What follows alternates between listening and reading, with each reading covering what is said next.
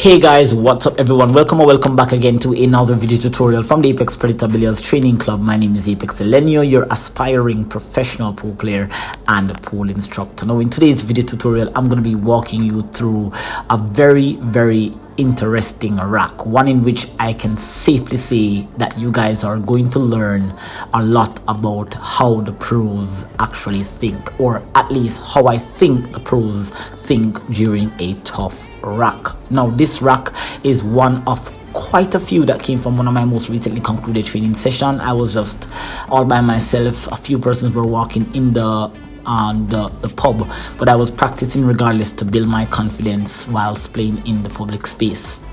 Now this particular rack will show you quite a bit. A lot came from this rack, and I hope that you guys will find value in the tips and advice that I'm going to be sharing here throughout this rack. Now of course, if this is the first time here on the channel, do not forget to hit the subscribe button below, turn on your post notification bell, leave some positive questions and comments down below, share your thoughts and opinions, let me know what you think about my decisions, my choices. We are here to learn from each other, whilst I'm here to share as my experience with you. Let's jump right into the break shot here, or into the rack. Now the objective here is to try to pot the one ball into the side. I'm playing on an 8-foot table, and I'm playing on a pub table. We're not gonna get all the same results that you'd get when you're playing on the pro level. I don't have access to a professional table.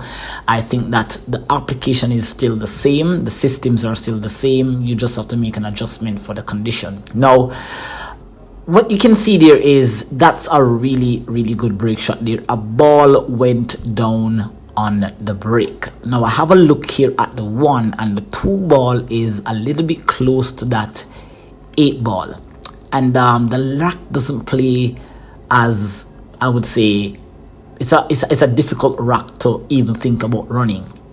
Now you're gonna see here where one of the first tip I'm going to be sharing with you is sometimes you're on a tough pot, and what I've seen by studying the pros, by learning from the pros, I realize that a lot of times when you're playing position, they sometimes play position for a safety. Now you'll see here where I've already predicted my path. You can see that's what I'm trying to do.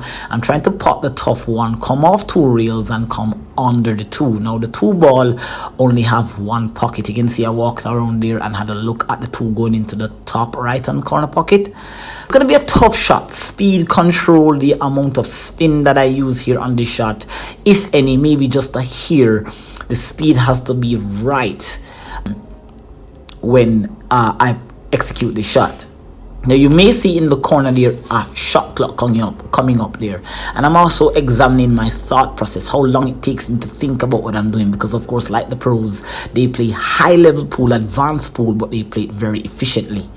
Now here I'm going to be trying to pot the 1, and I'm going to be going 2 rails here. You can see I'm very steady, coming 2 rails and coming into that visualized section there. Now the speed got the best of me here, and so now you see where, even though I didn't get where I wanted to get, I still have a look at the 2 and I can create some sort of safety here. Now you'll see where I'm pointing to touch that rail right there, just thinning the 2, and the objective is to get wedged up behind the 5 ball, or is the 3 ball here? I think it's the 5 ball. Now you can see where I kind of didn't hit this ball exactly where I wanted to hit it. I got it a little bit too thick. I needed a little bit more thinner contact. Now I got fortunate. I have to tell you that the aim, as you can see I pointed there, was to get behind the 5, but fortunately for me there, the 4 ball in the middle of the table there provided some cover. Now of course I'm playing with the ghost, so the ghost is going to be the one that's going to be executing the shot. I'm trying to get myself out of safety here. Now I'm trying to use the midpoint parallel kick system. I will leave a link in the description box below. You can check out my midpoint kick system, how you measure a kick shot like this during an intense match.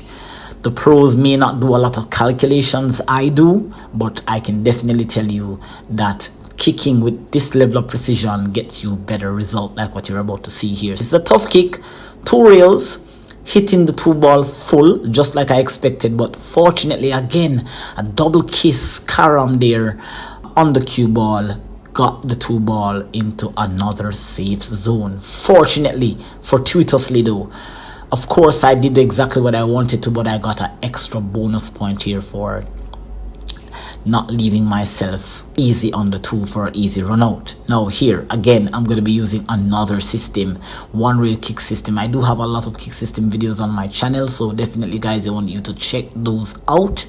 They offer a lot. I'm redoing a couple of them as we speak. I have a lot of videos coming out, guys. Great videos, lots of systems that you don't know, things that the pros are using, that, well, at least things that I think the pros are using, as to why they're so consistent with a lot of their results that they get. Now here, I'm going to be trying to kick the 2 ball into the side pocket here. At the same time, I'm hoping for some luck here. A good full kick there on the 2, a little double kiss. Almost got the cue ball safe again. This is a really fortunate result here for I kind of left the 2 ball a little bit tough. Now you can see where I'm kind of predicting the path that I have a slight back cut into the side, so it's a little tricky. I know you guys can't see the through angle of the cut, but it's a little thin, but I have to control the cue ball off a couple of cushions coming back around for that 3 that is to the left. Now you can see I'm a little bit uncertain, just double checking my angle. We need to do a lot of this. You need to visualize your path and make sure that you stay focused, stay down, and deliver the cue smoothly. Here, back cutting this 2, coming 2 reels, coming nicely around here, landing a little tough, landed on top of the 7. This is a shot, pretty good. Now have a look at the 2 ball here, and the 9 ball is actually into the corner pocket. Remember that this is a training session for me, and already you can see that I'm looking at the combination. It's pretty easy. Pot the 3, come out for the 4, play the combination. Now remember that this is not a match, this is a practice session, so I'm not really interested in playing a combination. I'm interested to see what I would need to do if the 9 ball wasn't there. What would be the ideal option here? Now little stretching over the 7. I gotta be careful. I know you guys can't see exactly the full true angle, but I wouldn't cheat myself here. I'm just gonna stroke this 3 ball into the pocket here and going 2 rails and coming nicely out back for the 4. And that's going to be, if this was a particular match, this would have been a beautiful out. But I'm not interested in playing the combination. You can see I'm hesitant because I'm looking at the fact that what if the 9 ball wasn't there, or maybe I had a tough shot, maybe I couldn't see the 4 ball. What else could I do?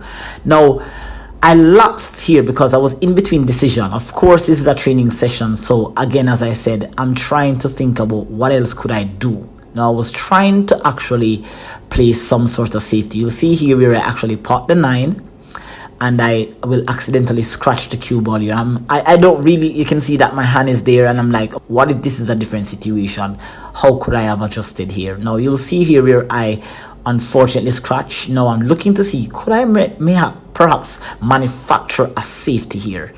And you can see where just a little bit lapse in judgment and in between decision here has cost me, and I scratch into the corner there. Now guys, for the viewers, do not mind that. Remember that I'm not trying to win. I'm actually just trying to see how could I have actually developed something or manufacture something here. I was actually trying to thin the 4, leave it onto the short reel, and come 2 reels back and out for the 2 reels back and out for the safety behind the 7. That was the objective. Now, nevertheless, I've scratched. I'm just going to pretend that this is the ball in hand that my opponent has given me. And this is how I train myself. I put myself in extreme situations and I try to get out using precise positional play. Now, you can see I pointed there on that 2nd rail. And the aim here is to actually go anywhere down to just a little bit below the center of the table here. And I didn't have enough spin to touch that part of the rail, so that's a mental error there. That's a positional error.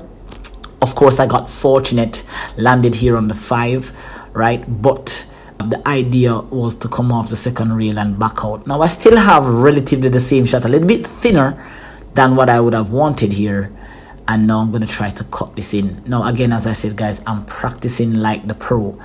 I see how the pro plays, I try to play like the pros and develop my skill set here. Now I'm going to be trying to thin cut this 5, and I'm trying to go 2 rails, keep control of the cue ball. I'm going to go side rail here. A little bit uncomfortable with the putting angle. I tend to always get like that. Now you notice here where I got up and I just kind of walked around and just realign myself, find the true putting angle. Once you're not comfortable, guys, once you're not comfortable on a shot, get up and realign yourself and get yourself ready for execution. So I'm steady, I'm focused here. I'm just going to thin cut the 5 and go side rail, and of course the aim was to just miss that 6. But again, another blunder. Of course, you see here where once you make a blunder and you have to try to recover, you have to depend on a little bit of luck here. Now I've landed very nasty here on the 6. Again, here is where I think that the pros would try to play a safety. You can see I got down and I definitely rushed this shot. So I was trying to get behind the 9 and the 8, but the spin, I played the shot a bit too thick and I rushed the shot. That was not good at all. That's a sellout.